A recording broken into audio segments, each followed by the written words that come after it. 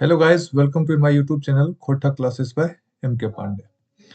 तो चलिए आज की वीडियो में हम लोग यहाँ पे जो नेक्स्ट चैप्टर हम लोग बोले थे और आपका ये रिवीजन का क्लास 2 है ना।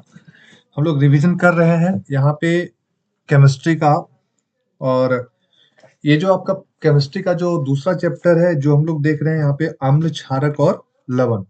ठीक है, तो यहाँ पे इससे क्वेश्चन कैसे पूछ सकता है एग्जाम में। हम लोग यहाँ पे ज्यादा डीपली तो जाएंगे, लेकिन ये क्योंकि ऑब्जेक्टिव हम लोग को सॉल्व करना है, क्योंकि ऑब्जेक्टिव अच्छे खासे मार्क्स के रहते हैं यहाँ पे। करीब 20 नंबर का मतलब ऑब्जेक्टिव है। तो आपका एक एक चैप्टर से अगर आप अच्छे तरीके से देखें तो आप ऑब्जेक्टिव का सॉल्व कर सकते हैं। ठीक है, तो अब हम लोग लेट नहीं करते हैं और हम लोग शुरू करते हैं आपका जो चैप्टर है अम्ल, क्षारक एवं लवण। अम्ल, क्षारक एवं लवण। ठीक है, अब देखिए सबसे पहला ये जानना जरूरी होता है कि अम्ल किसे कहते हैं, क्षारक किसे कहते हैं और लवण किसे कहते हैं। अम्ल का क्या काम है, क्षारक का क्या काम है और लवण का क्या काम है। ठीक है, तो इसको समझने के लिए सबसे पहले आप ये समझिए कि अगर हम लोग अभी देखें कि अम्ल क्या होता है, खट्टा होता है, स्वाद में खट्टा होता है। उसके बाद एक आपका आता है लिटमस पत्र होता है। क्या होता है? लिटमस पत्र होता है। और इस लिटमस पत्र को क्या करता है, रंग को चेंज करता है। ठीक है, मान लीजिए कि आपके पास ब्लू कलर का लिटमस पेपर है, तो इसको चेंज करके वह रेड कलर में कर देगा। ठीक है, किस कलर में कर देगा? रेड कलर में कर देगा। यही क्या हो गया? अम्ल हो गया। अम्ल का एक और क्या हम लोग देखें कि स्वाद में क्या होता है, ये खट्टा होता है। स्वाद में क्या होता है? खट्टा होता है। ठीक है, वहीं पे अगर हम लोग क्षारक का बात करते हैं तो क्षारक जो होता है, आप देखेंगे जो क्षारक है, क्षारक क्या करता है, ये जो आपका क्षारक है, तो सबसे पहले अगर हम लोग इसका स्वाद के बारे में बात करें तो ये कड़वा होता है। कैसा स्वाद होता है? कड़वा स्वाद होता है। ठीक है, दूसरी बात अगर इसके बारे में देखें कि ये लिटमस पत्र को क्या करता है, लिटमस पत्र को क्या करता है, तो लिटमस पत्र के को क्या करेगा, ये भी रंग को चेंज करेगा और ये रेड कलर, लाल कलर से ब्लू कलर की ओर कन्वर्ट कर देगा। ठीक है, रेड से ब्लू कलर की ओर चेंज करता है। तो ये जो आप लिटमस देख रहे हैं, इसको हम लोग एज ए यूज करते हैं, हम लोग किसके रूप में प्रयोग करते हैं? सूचक के रूप में, कि कौन हमारा अम्ल है और कौन हमारा क्षारक है। ठीक है, अब यहां पे एक आप लिटमस विलियन का जो रंग होता है वो बैंगनी, अब देखेंगे यहाँ कि जो लिटमस विलियन है, समझिएगा,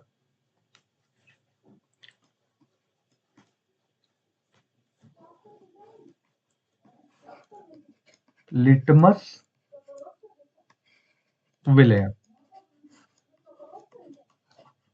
ठीक है, अब जो आप लिटमस विलियन देख रहे हैं, इसका जो कलर होता है वह बैंगनी रंग का रंजक होता है। लिटमस विलियन जो होता है वो कैसा होगा? बैंगनी रंग का, बैंगनी रंग का रंजक होता है। ठीक है, और देखा जाए तो ये जो रंजक है, यानी कि ये जो लिटमस विलियन बैंगनी रंग का जो रंजक है, ये किस समूह से बिलोंग करता है?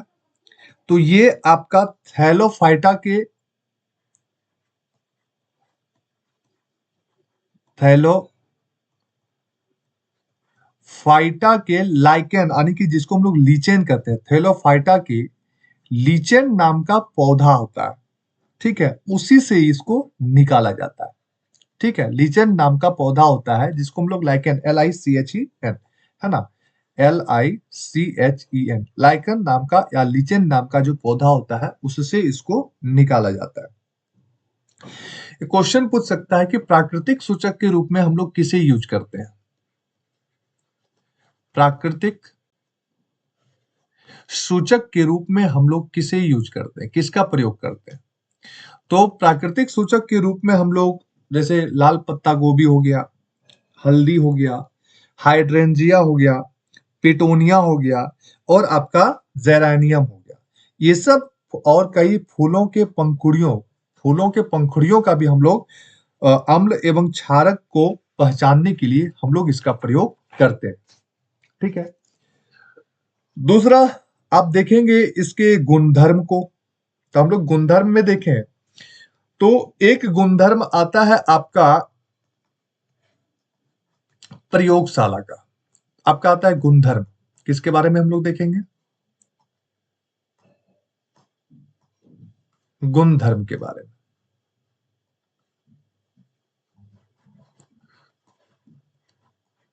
गुण धर्म के बारे में। तो गुणधर्म किसका? गुणधर्म देखेंगे हम लोग अम्ल एवं क्षारक का। किसका देखेंगे? अम्ल एवं क्षारक का। ठीक है,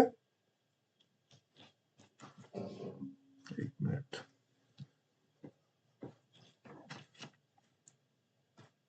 हाँ, किसका देखेंगे हम लोग?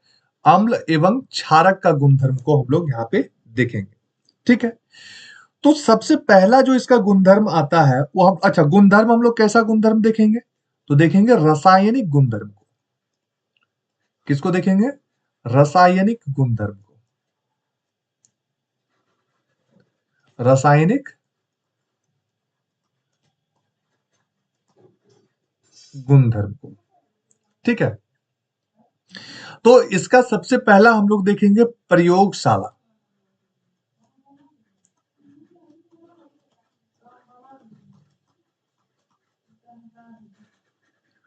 प्रयोगशाला में अम्ल एवं क्षारक। प्रयोगशाला में अम्ल एवं क्षारक। तो प्रयोगशाला में हम लोग अम्ल एवं क्षारक का प्रयोग हम लोग वही से करेंगे, लिटमस पेपर को देखकर करेंगे कि लिटमस पेपर में कलर कैसा चेंज हो रहा है। दूसरा, आप एक प्रकार से ये भी देख सकते हैं कि गंध के आधार पर भी आप बता सकते हैं। ठीक है, तो जो गंध के आधार पर हम लोग बताते हैं उसको हम लोग कहते हैं गंधीय सूचक। क्या कहते हैं? गंधीय सूचक। क्या कहते हैं? गंधीय सूचक कहते हैं। ठीक है, और ये जो गंधीय सूचक होता है ये क्या होता है कि आपका जिनकी गंध जो होती है, जिनकी गंध अम्लीय या क्षारकीय क्षारकीय माध्यम में क्या हो जाती है? क्षारकीय माध्यम में भिन्न हो जाती है। क्षारकीय माध्यम में भिन्न हो जाती है। ठीक है, तो ये आपका हो गया गंधीय सूचक। ठीक है, चलिए दूसरा इसका जो आपका गुणधर्म है, रासायनिक गुणधर्म है, वो है आपका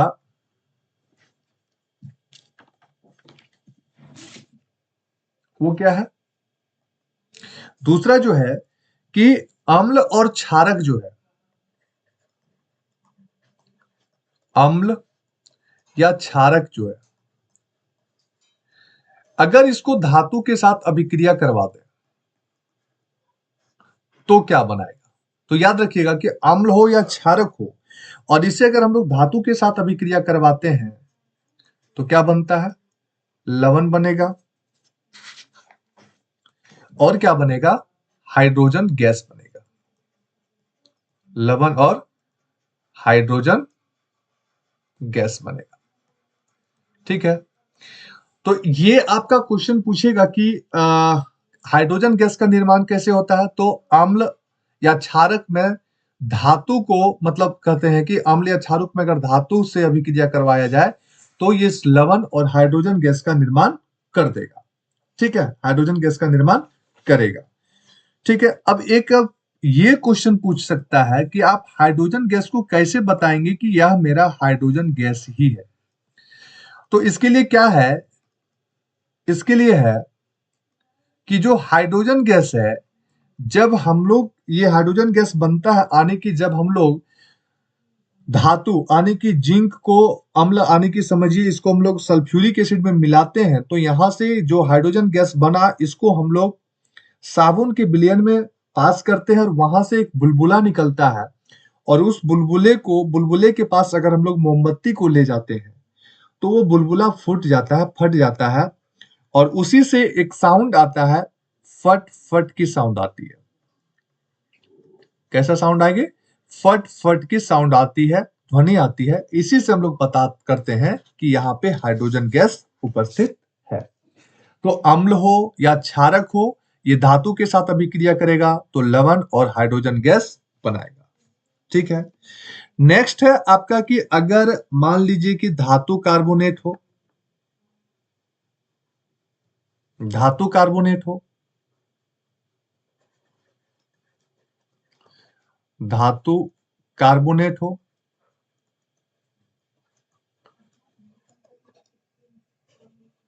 या धातु हाइड्रोजन कार्बोनेट हो।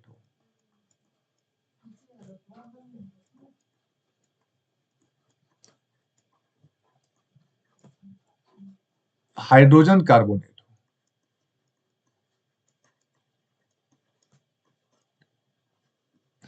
अगर धातु कार्बोनेट या धातु हाइड्रोजन कार्बोनेट में हम लोग इसके साथ अगर अम्ल को मिला देते हैं, किसको मिला देते हैं? अम्ल को मिला दें, तो फिर क्या बनेगा? तो यहां पे आपका अम्ल, यहां पे आपका लवण,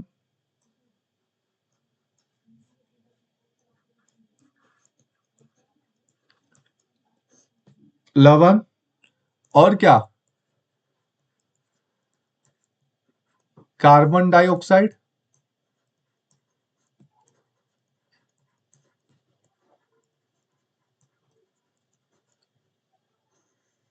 और क्या? जल।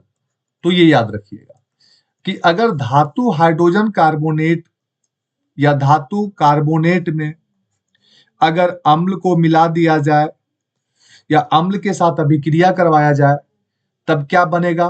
कार्बन डाइऑक्साइड गैस निकलेगा। मतलब समझ गए कि हाइड्रोजन गैस कहां से निकलेगा? तो धातु को जब हम लोग अम्ल के साथ मिलाते हैं। कार्बन डाइऑक्साइड गैस कहां से निकलेगा? जब हम लोग धातु कार्बोनेट या धातु हाइड्रोजन कार्बोनेट में हम लोग क्या मिला देते हैं? अम्ल को मिला देते हैं।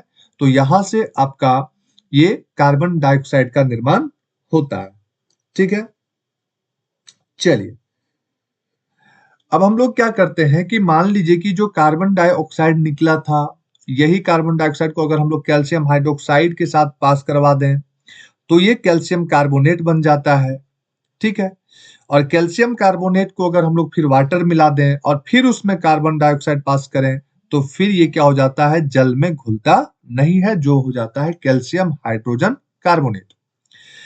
और देखिए जो कैल्शियम कार्बोनेट है, कैल्शियम कार्बोनेट जो है वो क्या होता है? चूना पत्थर का, खड़िया का और संगमरमर का ही विविध रूप होता है। मतलब समझिए कि हम लोगों ने क्या किया कि यहां से अगर कैल्शियम कार्बोनेट आप देख रहे हैं, कैल्शियम कार्बोनेट है, और इस कैल्शियम कार्बोनेट में हम लोगों ने क्या किया? इसमें वाटर मिलाया, और इसी में हम लोगों ने क्या किया? कार्बन डाइऑक्साइड गैस पास किया। तो फिर क्या हो जाएगा? तो ये फिर बन जाएगा calcium hydrogen carbonate. Calcium hydrogen carbonate बना। ठीक है, और ये आपका एक्वस हुआ, और यही क्या होता है? जल में, जल में क्या हो जाएगा? विलयशील। जल में क्या हो जाएगा? विलयशील हो जाएगा। तो क्वेश्चन पूछ सकता है कि क्या कैल्शियम कार्बोनेट को वाटर और उसमें कार्बन डाइऑक्साइड पास करते हैं तो क्या बनता है, कैल्शियम हाइड्रोजन कार्बोनेट बनता है, जो जल में क्या होता है, विलयशील होता है। ठीक है, चलिए अब चलिए नेक्स्ट हम लोग गुणधर्म को देखते हैं। नेक्स्ट गुणधर्म जो है, क्या अगर हम लोग क्षारक में या अम्ल में, समझिएगा क्षारक प्लस अम्ल,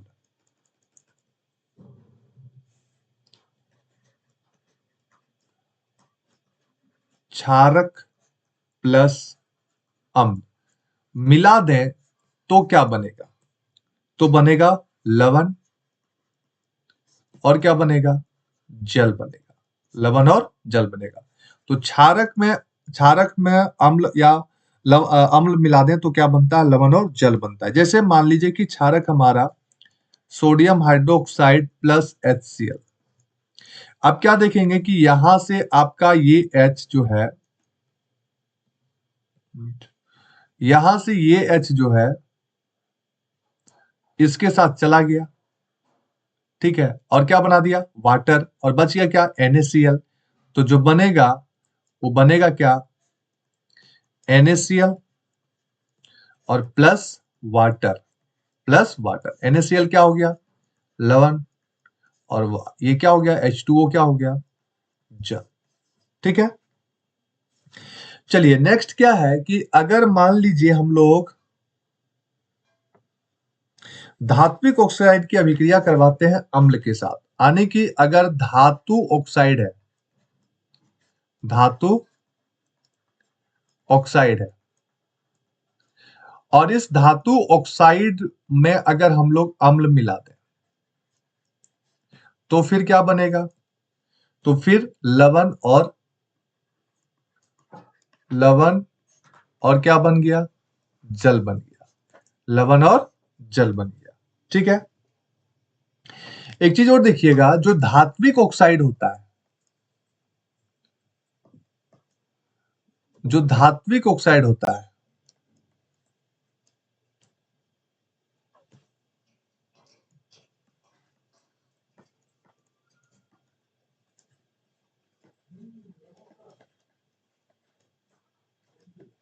जो धात्विक ऑक्साइड होता है,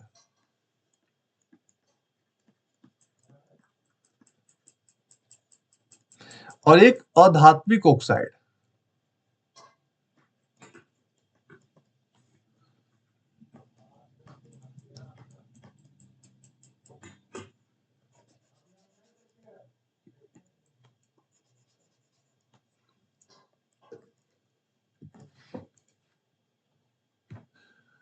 अधात्विक ऑक्साइड,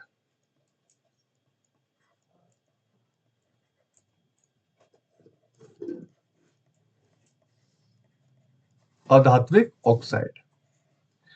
देखिए जो धात्विक ऑक्साइड होता है ये आपका क्षारकीय प्रकृति की होती है। ये क्वेश्चन पूछ सकता है कि धात्विक ऑक्साइड किस प्रकृति की होती है, तो ये आपका क्षारकीय प्रकृति की होती है।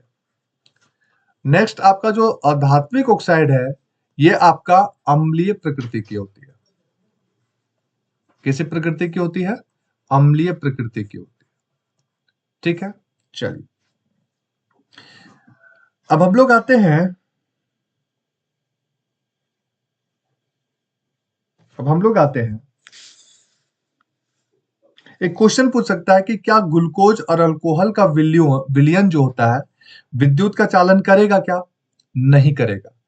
ग्लूकोज और अल्कोहल जो होता है, अल्कोहल का जो विलयन होता है ये आपका विद्युत का चालन नहीं करता है।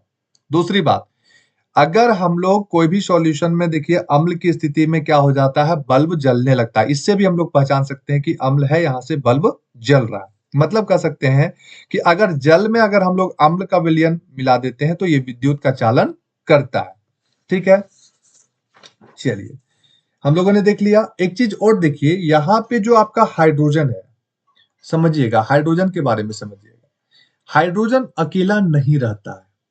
ये किसके रूप में रहेगा आपका, तो हाइड्रोजन आयन के रूप में सदैव रहेगा। किसके रूप में रहेगा, तो ये रहेगा आपका हाइड्रोजन के रूप में रहेगा, हाइड्रोजन आयन के रूप में रहेगा। और हाइड्रोजन आयन के रूप में मतलब क्या, H+ के रूप में या तो H3O प्लस के रूप में। कैसे?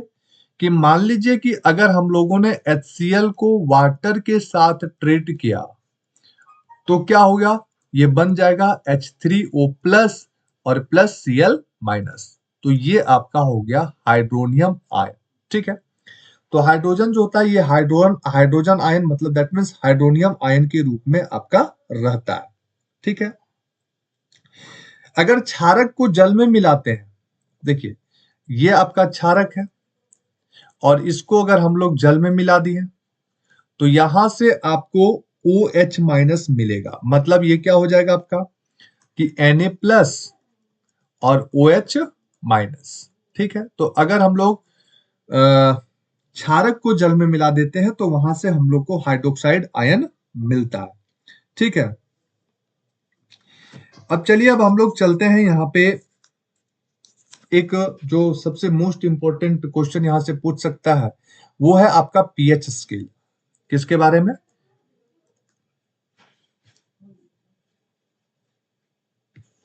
पीएच स्केल के बारे में। अब देखिए ये पीएच स्केल में यहाँ पे पी का मतलब होता है पुषांश। क्या होता है? पुषांश। और ये पुषांश जो है ये जर्मनी वर्ड है, जर्मनी शब्द है। और जर्मनी में इसका अगर हम लोग देखें पुषांश का मतलब होता है शक्ति, पावर।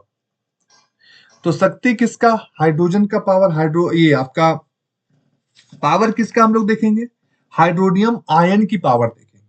ठीक है, तो यहाँ पे जो ये जो पीएच स्केल है ये आपका कहां से कहां तक वेरी करेगा? देखिए, तो ये आपका 0 से लेकर 14 तक वेरी करेगा और ये 7 समझिएगा। तो अगर 0 से 7 हो तब हम लोग कहेंगे कि ये अम्लीय प्रकृति की है। कैसा है? अम्लीय।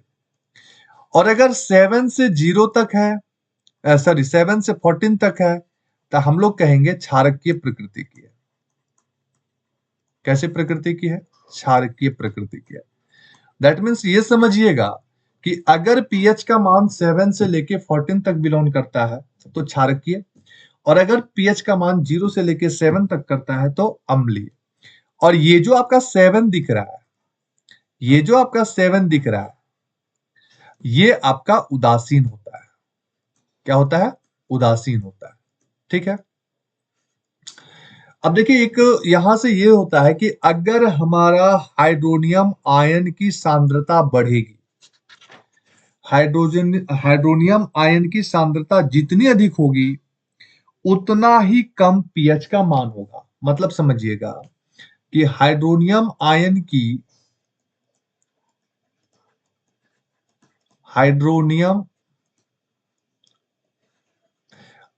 की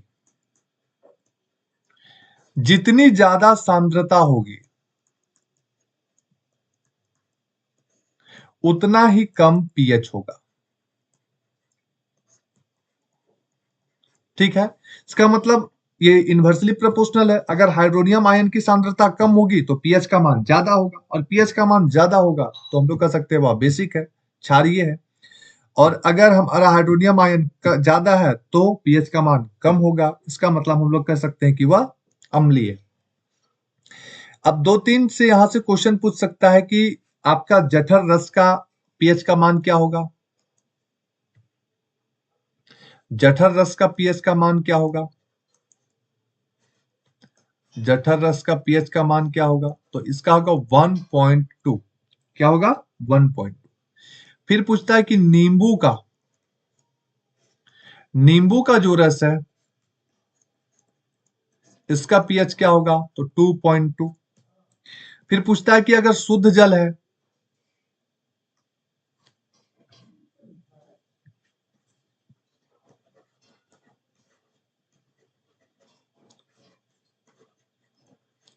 शुद्ध जल का क्या होगा? 7।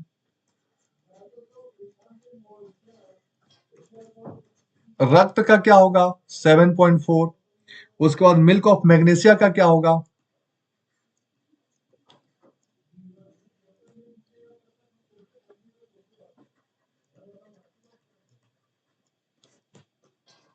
Milk of magnesia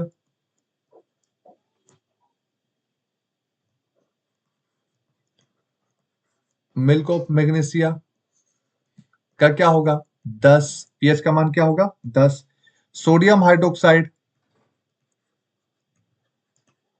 sodium hydroxide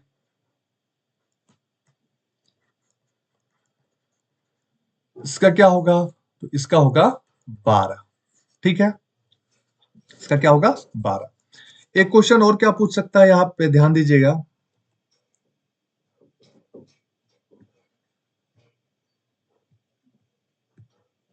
question पूछ सकता है कि अगर पीएच का मान लेस देन 5.6 हो, लेस देन 5.6 मतलब 5.6 से कम हो, तब हम लोग कहेंगे अम्लीय वर्षा होगी। अगर वर्षा हो रही है उसका पीएच का मान 5.6 से कम है तो क्या कहेंगे, उसको कहेंगे अम्लीय वर्षा। अगर पीएच का मान 5.5 से कम है, 5.5 से कम है, तब क्या कहेंगे, दांतों का क्षय होगा, दांतों का क्षय होगा। ठीक है, दांतों का क्षय होगा। चलिए, अब एक क्वेश्चन ये पूछ सकता है कि सिरका में कौन सा अम्ल है, तो एसिटिक अम्ल है। संतरा में कौन सा अम्ल है, सिट्रिक अम्ल है। इमली में कौन सा अम्ल है, टार्टेरिक अम्ल है। टमाटर में ऑक्जेलिक अम्ल है। खट्टा दूध में लैक्टिक अम्ल है। नींबू में सिट्रिक अम्ल है। चींटी का डंक में और नेटल का जो डंक होता है, चिट्टी का डंक और नेटल का जो डंक होता है, इसमें कौन सा अम्ल है, तो मेथेनोइक अम्ल है दोनों में। ठीक है, तो खट्टे पदार्थों में आपका सिट्रिक अम्ल हो गया। ठीक है, जैसे नींबू हो गया, संतरा हो गया। खट्टा दूध है मतलब दही है तो लैक्टिक अम्ल हो गया। ठीक है, अब हम लोग लवण की ओर बढ़ते हैं, और लवण में आपको क्या पूछता है क्वेश्चन। तो सबसे पहले देखिए, लवण जो है आपका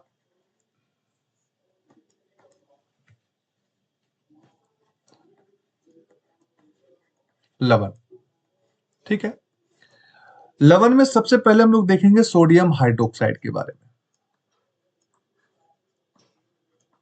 सोडियम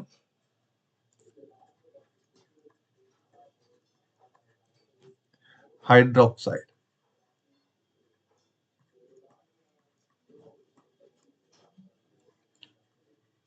देखिए सोडियम हाइड्रोक्साइड का सबसे पहला वो पूछेगा कि सूत्र क्या होता है, तो NaOH, याद रखिएगा सोडियम हाइड्रोक्साइड का सूत्र क्या हो गया, NaOH।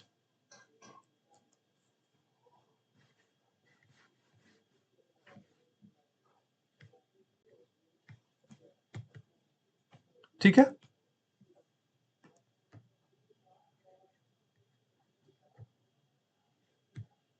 NaOH होता है।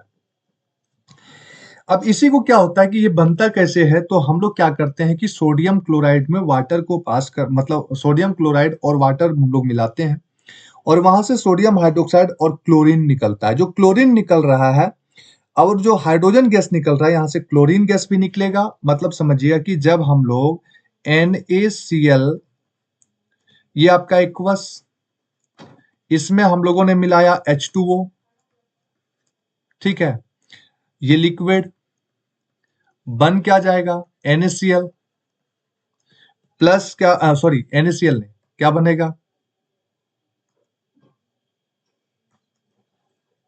सोडियम हाइड्रोक्साइड बनेगा ना। तो NaOH निकलेगा क्या, Cl2, और क्या निकलेगा, H2। ठीक है, इसको बैलेंस, Cl2 है यहाँ पे, एक है दो, तो Cl2 ये बैलेंस हो गया। ठीक है, तो ये सोडियम हाइड्रोक्साइड बना। अब ये देखिए, ये जो क्लोरीन आप देख रहे हैं और ये जो आप हाइड्रोजन गैस देख रहे हैं, ये दोनों कहां पे बनता है, तो ध्यान दीजिएगा कि ये जो होता है क्लोरीन गैस जो होता है, ये आपका एनोड तरफ निकलता है। किधर निकलेगा, एनोड की ओर, क्लोरीन गैस। और हाइड्रोजन गैस जो है ये आपका कैथोड की ओर निकलेगा। ये क्वेश्चन पूछ सकता है, किधर निकलेगा, कैथोड की ओर। ठीक है, तो हाइड्रोजन गैस किधर, कैथोड की ओर, और क्लोरीन गैस किधर, एनोड की ओर। और इसी को हम लोग कहते हैं क्लोर क्षार परीक्षण भी कहते हैं। क्या कहते हैं, क्लोर क्षार परीक्षण करते हैं। ठीक है, तो हाइड्रोजन हाइड्रोजन सोडियम हाइड्रोक्साइड की उत्पन्न कैसे, क्लोर क्षार परीक्षण के द्वारा भी हम लोग कर सकते हैं। क्या, NaCl मिलाते हैं H2O, तो यही क्या कहलाता है, क्लोर क्षार परीक्षण कहलाता है। ठीक है, क्योंकि इसमें क्लोरीन और सोडियम हाइड्रोक्साइड बनता है, दोनों क्या है, दोनों क्षार है, ये भी और क्लोरीन भी। ठीक है, चलिए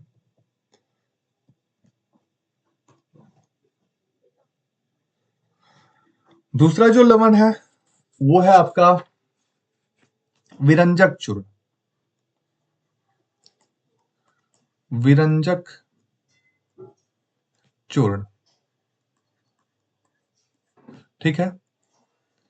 विरंजक चूर्ण क्या होता है, इसको हम लोग ब्लीचिंग पाउडर भी कहते हैं, और ये आपको कैल्शियम हाइड्रोक्साइड में जब क्लोरीन मिलाते हैं तो हमारा विरंजक चूर्ण बनता है। तो दूसरा शब्द इसमें क्वेश्चन क्या पूछ सकता है कि विरंजक चूर्ण का विरंजक चूर्ण का सूत्र क्या होता है, तो कैल्शियम ऑक्सीक्लोराइड, CaOCl2। अच्छा, इसका उपयोग कहाँ करते हैं, जैसे हम लोग पानी पीते हैं तो उसको सफाई करने के लिए, जीवाणुओं से मुक्त, उसमें अगर गंदगी है तो उसको भी हटाने का काम करता है। दूसरा, इसको हम लोग यूज करते हैं विरंजक चूर्ण को, जैसे सूती उद्योग हो गया, वहां के कारखाना में, कागज की फैक्ट्री में, है ना, कपड़ों की सफाई में हम लोग विरंजक चूर्ण का प्रयोग करते हैं। ठीक है, तो याद रखिएगा कि विरंजक चूर्ण का सूत्र क्या हो गया, कैल्शियम ऑक्सीक्लोराइड यानी कि CaOCl2। ठीक है, अब चलिए हम लोग आगे बढ़ते हैं।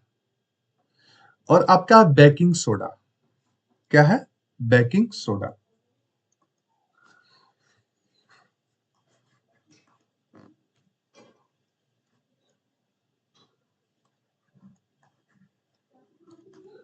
बेकिंग सोडा, अब देखिए ये जो बेकिंग सोडा है इसका सूत्र क्या हो जाएगा, बेकिंग सोडा का सूत्र होगा NaHCO3। NaHCO3, ठीक है, ये हो गया आपका बेकिंग सोडा। ठीक है, इसका हम लोग अग्निशामक में भी प्रयोग करते हैं। दूसरी बात, पावरोटी वगैरह जो बनाते हैं वहां पे भी हम लोग इसका यूज करते हैं। ठीक है, नेक्स्ट है आपका धोने का सोडा।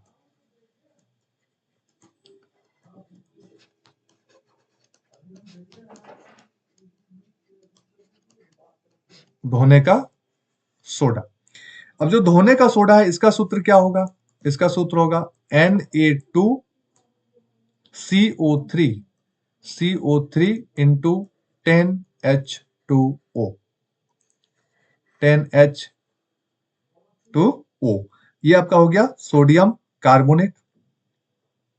ठीक है, ये बनता है, इसका सूत्र हो गया Na2CO3 10H2O, इसको कहते हैं धोने का सोडा। और बेकिंग सोडा जो हमारा देखिए, ये आपका जो इसका प्रयोग कहाँ करते हैं, जैसे कांच हो गया, साबुन हो गया, और कागज के उद्योग होते हैं वहां फैक्ट्री वगैरह में प्रयोग करते हैं। बोरेक्स जैसे सोडियम यौगिक का बनाने के लिए हम लोग इसका करते हैं। घरों में सफाई, साफ सफाई के लिए इसका प्रयोग करते हैं। और एक सबसे इंपॉर्टेंट इसका जो प्रयोग करते हैं हम लोग, जल की अस्थायी कठोरता को हटाने के लिए करते हैं। किसका, धोने का सोडा यानी कि सोडियम कार्बोनेट का जो हम लोग प्रयोग कर रहे हैं, इसका प्रयोग हम लोग करते हैं जल की अस्थायी कठोरता को हटाने के लिए। तो क्वेश्चन पूछ सकता है कि जल की अस्थायी कठोरता को हटाने के लिए हम किसका प्रयोग करते हैं, सोडियम कार्बोनेट का प्रयोग करते हैं। ठीक है, एक लवण और है, आप ये देख सकते हैं, जिसको हम लोग कहते हैं प्लास्टर ऑफ पेरिस। क्या कहते हैं,